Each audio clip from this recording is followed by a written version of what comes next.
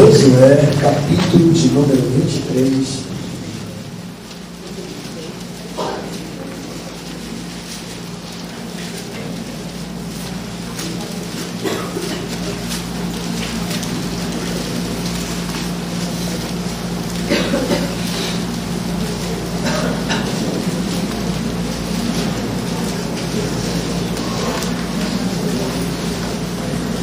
Nós vamos ler a partir do verso 11. Josué 23, a partir do verso de número 11.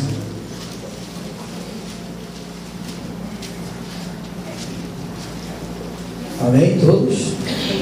Josué, capítulo 23, a partir do verso de número 11. Todo mundo achou? Amém. Diz assim a palavra do Senhor. Portanto, empenhai-vos em guardar a vossa alma para amardes o Senhor vosso Deus. Porque se dele vos desviardes e vos apegardes ao restante destas nações, ainda em vosso meio, e com elas vos aparentardes, e com elas vos misturardes, e elas convosco, sabei certamente que o Senhor vosso Deus não expulsará mais estas nações da vossa presença, mas vos serão por laço e rede, e açoite às vossas ilhargas, e espinhos aos vossos olhos, até que pereçais nesta boa terra que vos deu o Senhor vosso Deus. Eis que, já hoje, sigo pelo caminho de todos os da terra, e vós bem sabeis de todo o vosso coração, de toda a vossa alma, que nenhuma só promessa caiu de todas as boas palavras que falou de vós o Senhor, vosso Deus. Todas vos sobrevieram, nenhuma delas falhou. E sucederá que, assim como vieram sobre vós todas essas boas coisas que o Senhor vosso Deus vos prometeu, assim cumprirá o Senhor contra vós outros todas as ameaças, até vos destruirdes sobre a boa terra que vos deu o Senhor vosso Deus, quando violardes a aliança que o Senhor vosso Deus vos ordenou, e fordes e servirdes a outros deuses, e os adorardes, então a ira do Senhor se acenderá contra vós, e logo perecereis na boa terra que vos deu. Amém. Vamos orar? Querido Senhor, em nome do Senhor Jesus Cristo, Pai, volto a Ti, que o Senhor possa, Senhor, ministrar a Sua palavra aos nossos corações. Oh Deus, que Teu Espírito Santo prepare a boa terra e faça, Deus, com que a semente possa ser germinada. Senhor, realize esta obra graciosa, pois só pelo Teu agir é que somos transformados. Então haja, Deus, em nossos corações e em nossa vida, nos faz compreender a Tua verdade, te render graças pelo que já realizaste e pelo que estás a fazer, Senhor, e que possamos, ó Deus, dar ouvidos à Tua voz. Concede-me, ó Deus, a sabedoria do alto para poder, ó Deus, expor aquilo que já falaste ao meu coração. Em nome do Senhor Jesus Cristo. Amém. Louvado seja Deus. Irmãos, hoje, esta noite, nós estamos aqui em mais um primeiro domingo do mês para celebrarmos a ceia do Senhor. E de tantas coisas que Deus operou foi assim, o nosso resgate, a nossa redenção, o separar a gente do mundo, chamar para fora, instituir a sua igreja, que foi isso que Jesus Cristo fez, não é? E aí a gente percebe que esta intenção do Senhor não é uma intenção nova. Quando nós lemos textos do Velho Testamento, nós começamos a compreender qual era a vontade de Deus e ver o que Deus desejava para com o povo dele. Então a gente tem mais ou menos o seguinte panorama quando nós olhamos para os escritos do Velho Testamento. O Senhor Deus criou o homem para que este homem pudesse glorificá-lo, mas aí então ele desobedeceu ao Senhor. E quando ele desobedeceu ao Senhor, algo aconteceu. O pecado entrou E este pecado faz com que o ser humano esteja separado de Deus e seja inclinado para as coisas malignas, para as coisas más. O seu coração é voltado para isso. Aí então Deus, na sua grande soberania, resolve não destruir o homem, mas fazê-lo enxergar o que aconteceu com ele, para que ele pudesse se arrepender. Deus dá várias oportunidades e chama a atenção dos seres humanos para se voltar para ele. E na história toda, Deus vai, levanta alguém, chama sempre alguém para estar fazendo esse papel. E aí ele chamou Noé, e Noé foi o pregoeiro daquela época, quando todo mundo fazia o que bem entendia e andava absolutamente pecando à torta e à direita. Deus destrói todos os seres humanos, só a família de Noé. E aí a gente já percebe que o problema não é questão de seleção, não é questão assim, de separar o bonzinho e destruir o que é mal, porque a família de Noé era boa. Todavia, a partir da família de Noé nasceram outros seres humanos, outros descendentes de Adão, que também se encaminharam para o caminho mau. E aí Deus viu que realmente tinha que fazer algo muito maior. E obviamente nós sabemos que isso era algo que Deus intencionava antes da fundação do mundo. Mas eu não quero me ater ainda a isso. Aí então Deus agora chama Abraão e faz uma aliança com ele e diz que dele Deus faria uma descendência numerosa como as estrelas do céu e a areia do mar. E é isso que acontece de fato. Deus cumpre sua promessa, faz com que de Abraão nasça uma nação numerosa, que é a nação dos hebreus. Esses hebreus, eles foram para o Egito na época que teve fome, quando José e seus irmãos chegaram lá, e depois eles cresceram sobremaneira que o faraó acabou escravizando ele. Deus usa Moisés para libertar esse povo, caminha pelo deserto, chegando lá depois da libertação, Deus dá a sua lei, padrão que esse povo deveria obedecer, os mandamentos do Senhor, para que eles pudessem viver bem sobre a terra e ter a bênção e o aval de Deus sobre suas vidas. Deus diz que quem cumprisse os mandamentos viveriam por eles. E essa questão de viver não é só uma questão de sobrevivência, é uma questão de viver bem. Isso estava incluído na promessa. E aí Deus diz que vai fazer esse povo entrar numa terra que manda leite e mel. Esse povo verdadeiramente cresce de forma numerosa, conquista essa terra. Moisés morre, Josué assume o papel de liderar o povo nessa conquista, e ele conquista a terra.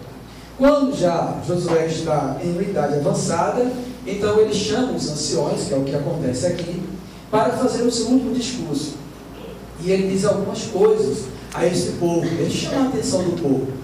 Se vocês realmente obedecerem a lei do Senhor, veja só, no verso número 6, no mesmo capítulo, Josué chama a atenção para todos eles: esforçai-vos, pois, muito para guardar e cumprir tudo quanto está escrito no livro da lei de Moisés, para que dela não vos aparteis, nem para a direita, nem para a esquerda, para que não vos mistureis com estas nações que restaram entre vós.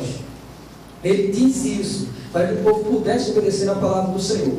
Aí, o intento dele, tá bom? E o intento de Deus é, se você ler os livros do Velho Testamento, principalmente os 5 primeiros livros, quando Deus vai instituindo os seus mandamentos, a forma como a gente tem que viver, ele diz assim, em uma frase ou outra: não façam como as outras nações. Não vivam como eles. Não se apeguem ao jeito deles.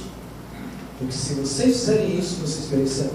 Aí nós encontramos aqui, já nessa parte que a gente leu, Josué fazendo uma síntese, uma conclusão, onde ele começa com portanto, vocês empenhem-se, esforcem-se, para você poder guardar o mandamento do Senhor e amar a Deus. Empenhe-se em guardar a vossa alma para amar o Senhor, o vosso Deus. Esforce-se para isso. Seja diligente quanto a isso. Queira fazer isso. Aí ele diz: porque se vocês, no verso 12, se desviarem e vos apegarem ao restante destas nações que ainda estão em vosso meio, e com ela vos aparentardes, E com ela vos misturardes, e elas convosco, sabei, estejam cientes, certamente, ou verdadeiramente, que o Senhor, vosso Deus, não é o diabo. Que o Senhor, vosso Deus, não expulsará mais estas nações da presença de vocês, mas estas nações, esse povo, serão por laço e rede, vão aprisionar vocês, vão prender vocês. Mas não é só isso. Ele diz também que será açoite para os vossos lombos e espinhos para os vossos olhos. Vão fazer vocês sofrer. Tá? Vão fazer vocês perecer. Tá? Ele diz, até que pereçais nesta boa terra que vos deu o Senhor vosso Deus. Então o que nós encontramos aqui? Nós encontramos, tá bom, o servo do Senhor anunciando para o povo de Deus que se eles misturassem com esse povo estranho, ou se aparentasse, essa coisa de aparentar tem a ver com casar com quem não é povo de Deus, tá? Ter relacionamento com quem não é povo de Deus, porque o Senhor Deus, quando separou os hebreus, disse que os filhos ou as filhas não deveriam ser dados a gente em casamento, a gente de outra nação. Teria que ter o mesmo pensamento, o mesmo padrão de vida. Por isso que nós crentes hoje também afirmamos isso, Paulo também afirma isso, que nós não devemos nos pôr em julgo desigual ou contrair nenhum tipo de relacionamento matrimonial com quem não é crente, porque certamente você vai sofrer por causa disso. Mas o Senhor Deus disse isso, tá? Explana para aquele povo isso. E aí ele diz, tá, que já hoje, naquele tempo, Josué estava dizendo que estava perto de falecer, no verso número 14, que ele ia se juntar àqueles que já foram também, que já morreram, e etc. E eles sabem também que nenhuma das promessas Deus falhou, que tudo que Deus falou realmente cumpriu, que Deus realmente abençoou o povo, sustentou o povo, e todas as coisas sucederam conforme Deus disse que ia suceder. E no verso 15 ele diz, sucederá que assim como vierem sobre vós todas estas boas coisas que o Senhor vosso Deus vos prometeu, assim também cumprirá o Senhor contra vós outros todas as ameaças até vos destruirdes sobre a boa terra que vos deu o Senhor vosso Deus. O verso 16 começa, quando vocês violardes a aliança, isso acontecerá. Quando vocês adorarem e servirem a outros deuses, o Senhor vai se irar contra vocês e vai destruir vocês. Muito bem. Aí o que nós encontramos neste ponto também é que depois que a Escritura já foi encerrada, nós percebemos que esse povo não deu ouvidos a essa instrução. Por quê? Porque o povo de Deus entrou na terra, foi um grande império, mas resolveu abandonar a Deus, não guardando seus mandamentos, e aí este povo foi destruído. Nós sabemos hoje que isso aconteceu, nós entendemos isso. Aí, o porquê então isso aconteceu? Isso aconteceu por causa do pecado. Embora Deus tenha dado a sua lei, mas a lei por si só não liberta o homem do pecado, o ser humano do pecado. Então ele, porque é pecador, tem natureza pecaminosa, sempre vai ser inclinado a desobedecer a Deus. E aí ele não vai seguir essa ordem, que ele vai desejar se misturar com as outras nações. No nosso caso, vai desejar estar se misturando, aparentando-se com o mundo. E o que fazer então? Bem, em nossa parte nós não temos muito o que fazer. Nós temos que esperar a graça de Deus, porque somente a graça de Deus, por meio de Jesus Cristo, pode verdadeiramente transformar essa situação. E é isso, tá bom? Que quando nós olhamos para Cristo e para a obra da cruz, a gente percebe. Ninguém é liberto apenas porque guarda os mandamentos. Não. Nós só somos libertos quando Jesus Cristo, Ele vem e opera em nossa alma, quando Deus, pelo seu Espírito, atua dentro de nós e nos tira do mundo, nos separa para Ele. A isso, tá bom? É obra de Deus. E hoje nós estamos aqui para celebrar também isso, porque pela cruz, por Jesus Cristo, o Filho de Deus, é que nós somos libertos do mundo para Ele. Nós lemos no começo deste culto o capítulo 19 de João, e lá Jesus Cristo, na sua oração, Ele diz que eles estavam no mundo, mas o Senhor me deu, e eu agora os tirei do mundo. Eles não são mais do mundo, como também eu não sou. Eles agora pertencem a Ti. E agora, Pai, que eu vou para junto de Ti, guarda eles. Eu não peço que o Senhor arranque eles aqui, mas eu peço que o Senhor os guarde, para que eles não voltem a estar no mundo. Não é? E esta graciosidade também é atestada por Paulo na carta aos Romanos, capítulo de número 8. Na carta aos Romanos, capítulo de número 8.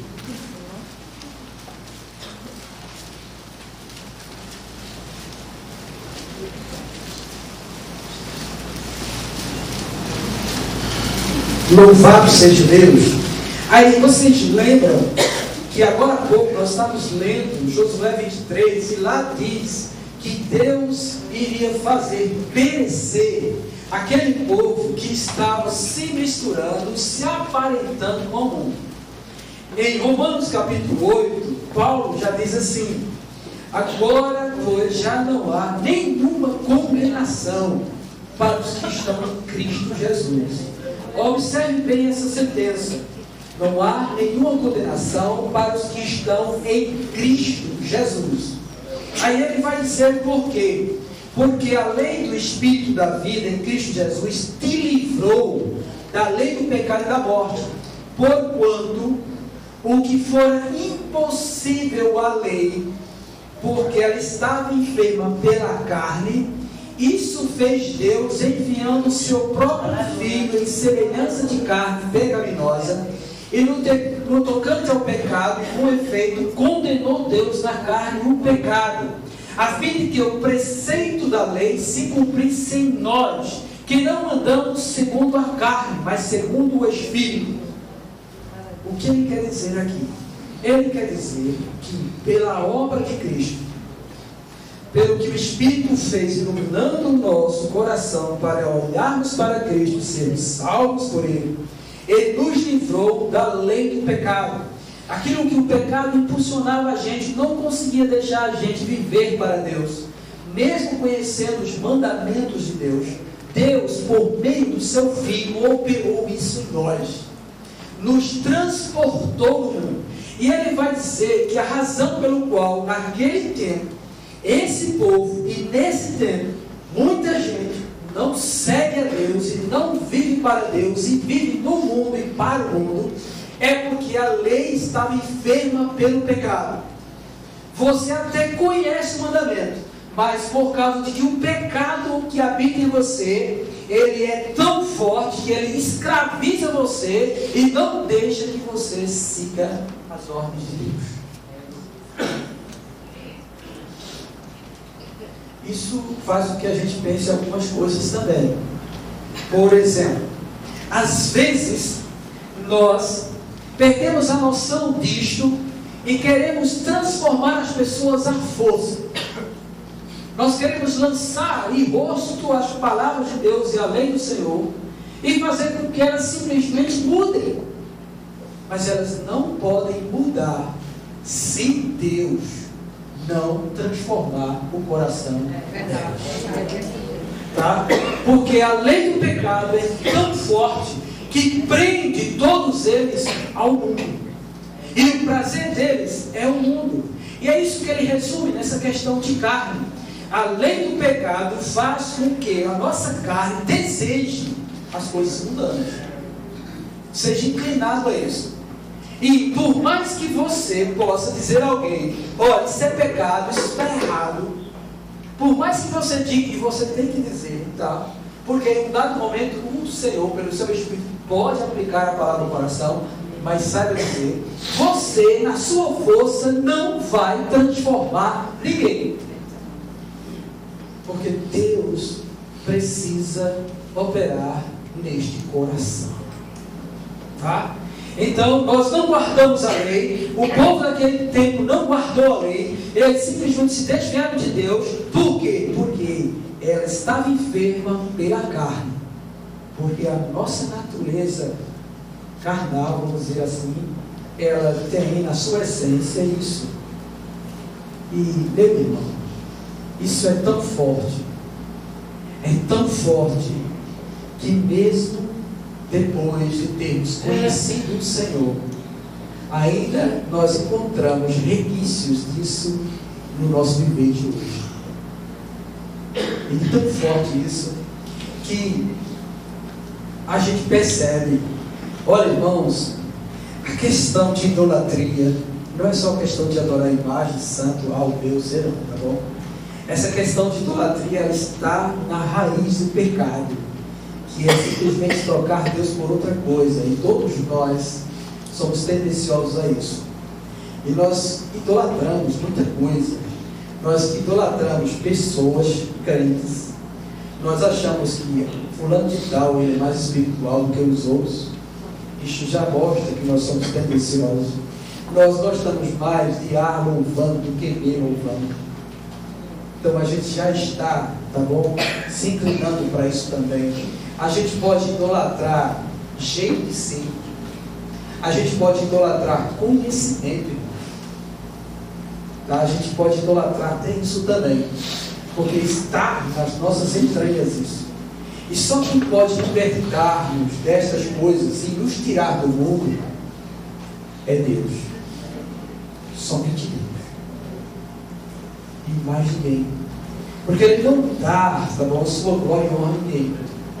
E uma das coisas que a gente precisa pensar a respeito disso é que nesse tempo em que nós temos assim uma ciência aflorada, um crescimento de conhecimento que não houve em outro tempo, como está tendo nos tempos de hoje, faz com que nós, seres humanos, tá bom, comecemos a descartar Deus de muitas coisas.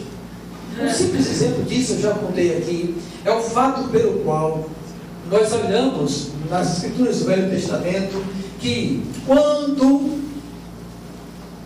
chovia, o povo entendia que era Deus que enviava a chuva como bênção, fazendo a terra fértil. Quando Deus cerrava os céus e não chovia, o povo entendia que era Deus que estava virado com o pecado do povo, e por isso reteve as águas sobre as nuvens, para que não chovesse. E o povo teria que se arrepender dos seus pecados, se voltar para o Senhor, para Deus enviar a chuva, abençoando suas plantações, suas colheitas. Hoje, a ciência diz que quando não chove, é pelo fenômeno da zona convergente não sei de quem.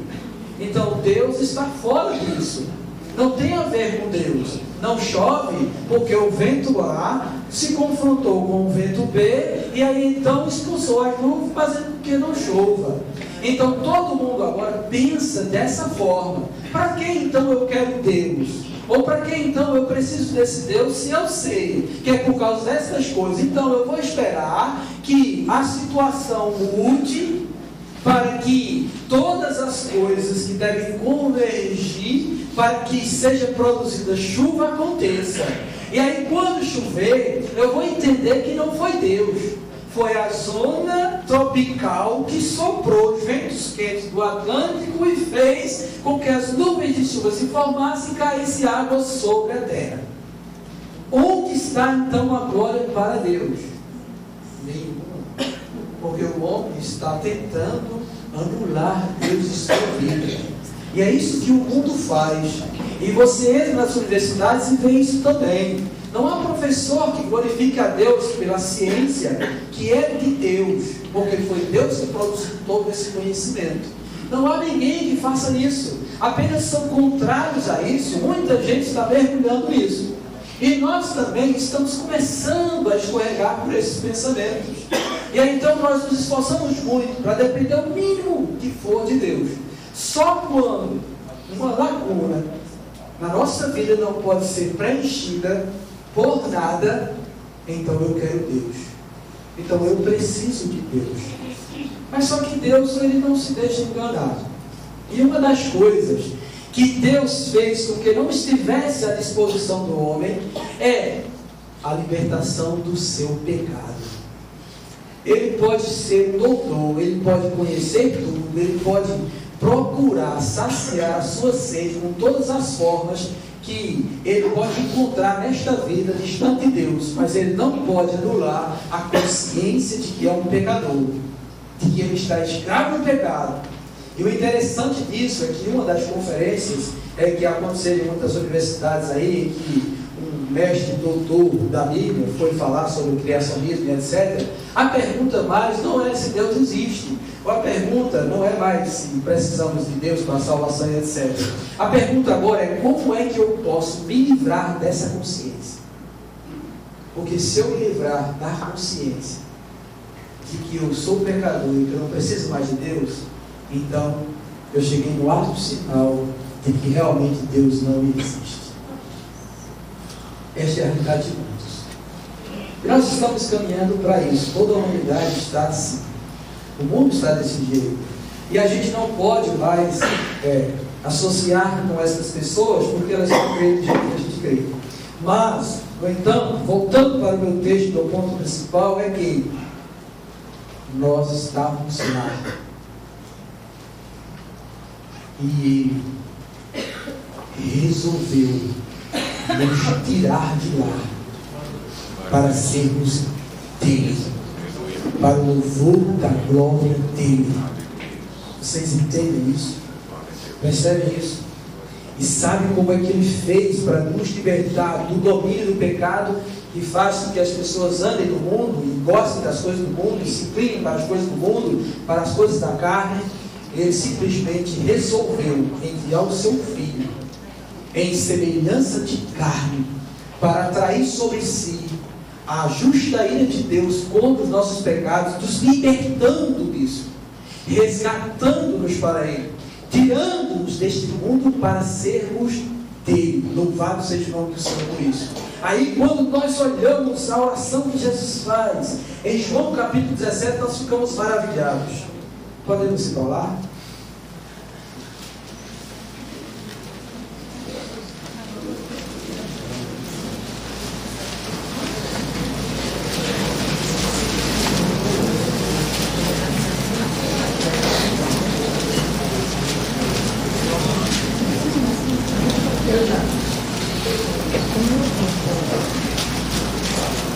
Eu quero começar a ler a partir do verso de número 6.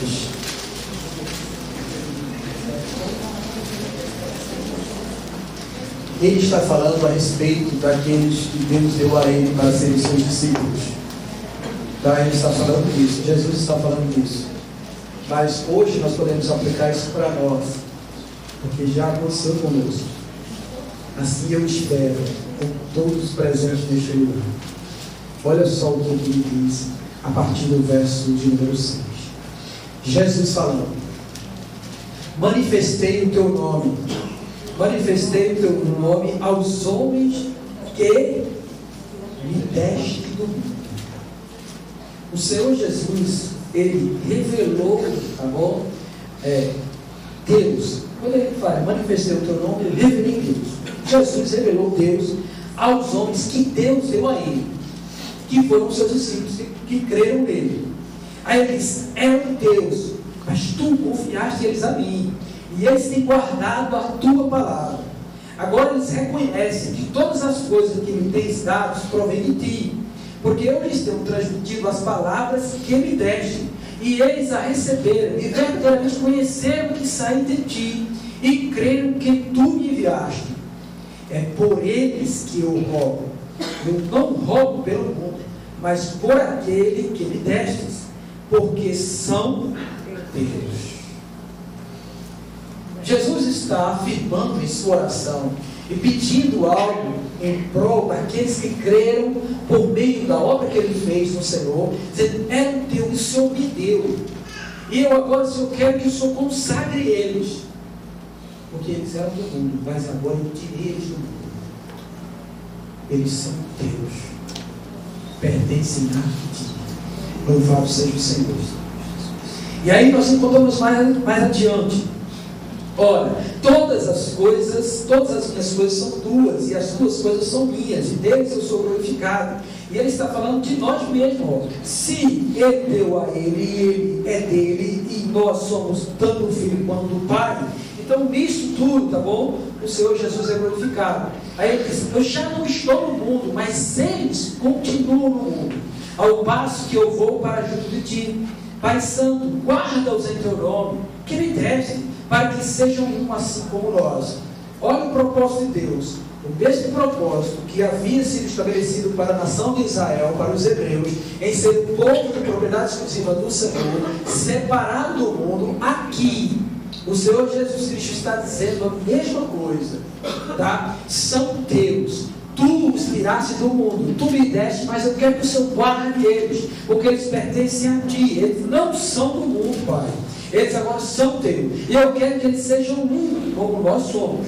Quando eu estava com eles, eu guardava-os em teu nome, os que me deste, e protegi-os, e nenhum deles se perdeu, exceto Judas, o filho da perdição, para que se cumprisse a Escritura. Nenhum deles se perdeu, mas agora eu vou para junto de ti. Isto fala do mundo, para que eles tenham o meu gozo, a minha alegria completa em si mesmo. Eu lhes tenho dado a tua palavra, e o mundo os odiou, porque eles não são do mundo, como também eu não sou. Nós, crentes, não somos do mundo. Então nós não podemos, por causa da nossa nova natureza, termos amizade com o mundo. Existe um texto na carta de Tiago que diz que todo aquele que quiser ser amigo do mundo, aparentar-se, misturar-se com o mundo, torna-se inimigo de Deus. Tiago capítulo 4. Todo o que quiser ser amigo do mundo, aparentar-se, misturar-se, torna-se inimigo de Deus.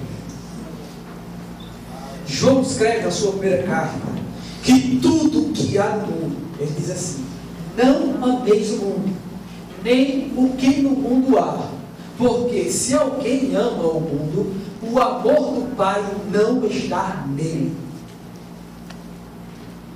Pois tudo que há no mundo, a concupiscência, desejo da carne, a concupiscência dos olhos, desejos que os olhos põem em cima, e a soberba da vida, essa questão de reconhecimento, de ser notado, de querer ser alguém, de se exibir, e outras coisas mais, provém do mundo, não de Deus. Não de Deus. E nós estamos percebendo aqui o que a graça de Deus fez conosco, por meio de Jesus Cristo. Nos tirou do mundo, Ele nos comprou para si. Pedro fala isso, com o sangue precioso de Jesus, para que fôssemos dele, guardado para o louvor da glória dele, para desfrutarmos da alegria da presença dele, para estarmos em plena comunhão com ele, para podermos sermos agraciados e abençoados, bem-aventurados nele. E ele diz, irmãos, que o Senhor Jesus diz: eu não peço que o Senhor tire eles do mundo, não, mas eu quero que o Senhor guarde eles do mal. Guarde eles de caminhar por esse caminho tortuoso. Guarde eles de poder abraçar os desejos do mundo e as coisas do mundo. Guarde eles do mal que existe no mundo. Guarde eles disso. Pois eles não são do mundo, como também eu não sou. Aí ele pede para que isso aconteça da seguinte maneira: santifica-os na verdade, a tua palavra é a verdade. Separa-os do mundo pela tua palavra. É a sua palavra que vai fazer o diferencial. É o guardar, o obedecer às Sagradas Escrituras que vai fazer os diferentes do mundo. E ele pede que isso seja feito por nós. E aí, irmãos, quando a gente olha para isso, a gente se depara com muita coisa. Que ao longo de muitos debates, e também pela teologia liberal, muitos de nós às vezes concordamos e achamos normal certas coisas. Mas todos aqui têm em si o testemunho. Se vocês são nascidos de Deus, vocês têm em vocês mesmos o testemunho. Porque quem é nascido de Deus tem o Espírito Santo de Deus. E o Espírito Santo de Deus não confunde, mas ele ensina a verdade. E ele fala o coração de cada um. E ele diz o que é certo e o que é errado, o que é de Deus e o que não é de Deus, o que é aprovado por Deus e o que é reprovado por Deus. E o próprio João fala isso em sua carta, dizendo que nós não precisamos de professor nenhum, porque o Espírito da verdade que habita em nós nos guia, nos ensina e fala conosco. O problema é que pode ser que nós venhamos a endurecer o nosso coração, resistindo à palavra que é dita por Ele a nós. E aí nós desobedecemos ao Senhor. E se alguém desobedece ao Senhor, está passivo da correção do Pai.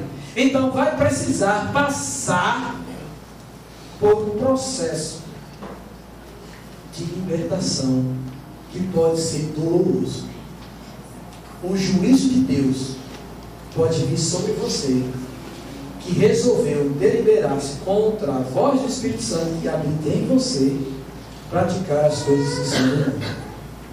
Daí então, muita coisa sucede conosco: doenças, angústias, tristeza, fraqueza espiritual e outras coisas mais, cuja a própria palavra diz, tá bom, que Deus pode fazer. Como Paulo, que nessa noite, quando nós vamos ler a primeira carta de Coríntios, capítulo 11, verso 23 em diante, ele diz que muitos estão fracos, espiritualmente fracos, sem gozo na alma por Deus. Estão doentes, e ele fala de enfermidades, crentes, doentes, e também aqueles que já morreram, que é a terceira sentença, foram mortos, para não estarem mais vituperando o nome do Senhor Jesus. Paulo também fala que esses juízos de Deus acontecem para que outros possam se deparar com isso e não andarem pelo mesmo caminho. Mas a sentença é que Deus nos concedeu a liberdade por meio de Jesus Cristo. E o próprio Cristo intercede, coloca-se a nosso favor, para que nós sejamos separados do mundo, obedecendo a sua verdade, a sua palavra. E o Senhor Deus tem feito isso a cada culto que você vem, a cada estudo que você está participando, a cada reunião em que alguém fala a palavra de Deus e explana a palavra de Deus e instrui você a como viver para Deus. E isso, irmãos, é algo também tão gracioso que independe até de um nível de conhecimento mais elevado. Porque eu estudo no Novo Horizonte ontem, e lá o pessoal mal sabe ler, mas eles sabem já o que é de Deus e o que não é de Deus. Das simples perguntas que eu fiz, assim, sondando os seus corações, a gente percebe. Como eu disse esta manhã, e a gente perguntou assim: esse São João que está aí é de Deus ou é do mundo? Não, uma só voz, todos eles disseram: é do mundo. Então o que é que eu tenho a ver com isso?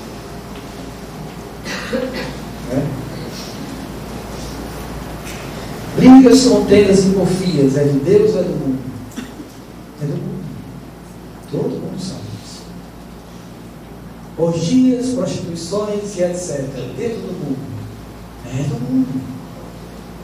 Palavrões, Deus é do mundo. É do mundo. Mas nós fomos retirados do mundo. Fomos retirados por uma obra graciosa, feita pelo Filho de Deus.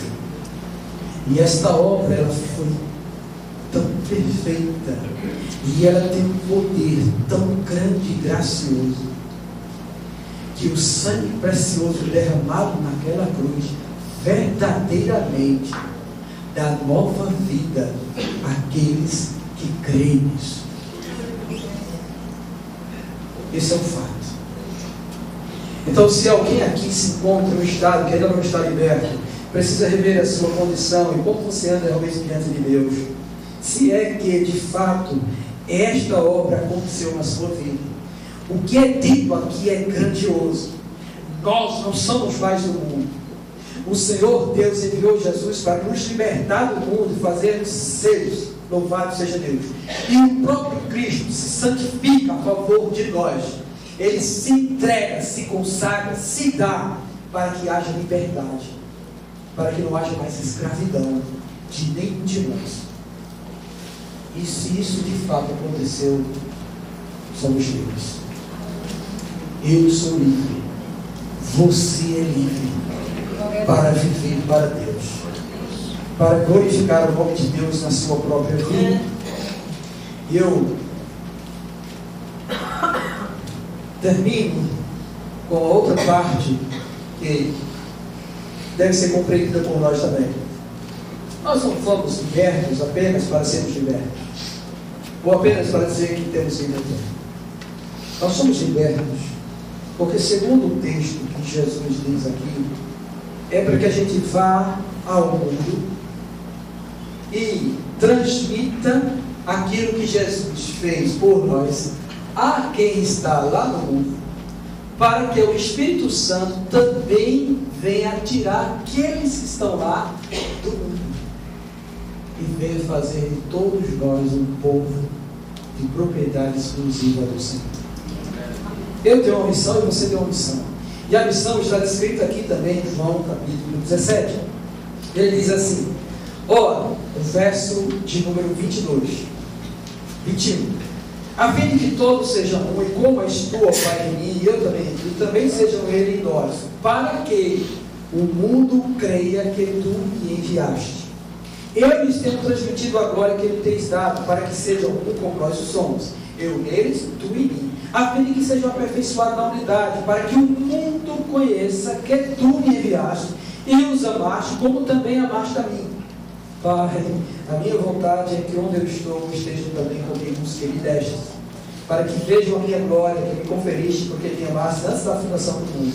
Pai justo, o mundo não te conheceu, eu porém te conheci, e também estes compreenderam que tu me enviaste, e eu lhes fiz conhecer o teu nome, e ainda o farei conhecer, a fim de que o amor com que me ama, com que me amaste, esteja neles e eu neles esteja. Então, o nosso ponto, o outro ponto fundamental desta libertação que Deus fez, nos tirando do mundo, é que nós precisamos ir ao mundo, falar desse Pai que nos resgatou para Ele, para que outros também experimentem as mesmas coisas que nós.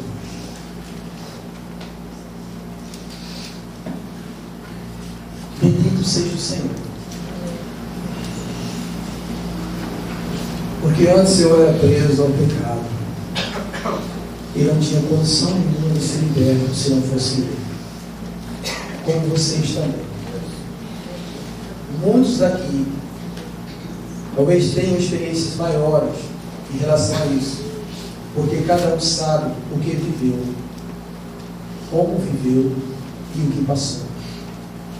Alguns aqui tiveram uma vida simples, não dada muito à prática pecaminosa, mas outros fizeram grandes abominações, orgias e outras coisas demais. Mas hoje, pela graça de Deus, você é liberto. Você é um filho de Deus Altíssimo. Bendito seja o nome do Senhor. Então, como disse o próprio Jesus, a quem muito se perdoa, esse muito ama. Você que sabe o que você cometeu antes e a gama de pecados que você fazia, você realmente tem maior amor por Deus, porque você sabe como você estava preso, mas Ele te libertou das trevas que você se encontrava. E Ele fez isso por inteira graça, por amor ao nome dEle mesmo, porque Ele resolveu amar você e tirar você das trevas para a sua maravilhosa luz. Ainda hoje é assim, e nós louvamos a Deus. E no dia de hoje nós celebramos isso. Esta ceia que iremos participar tem a ver com isso.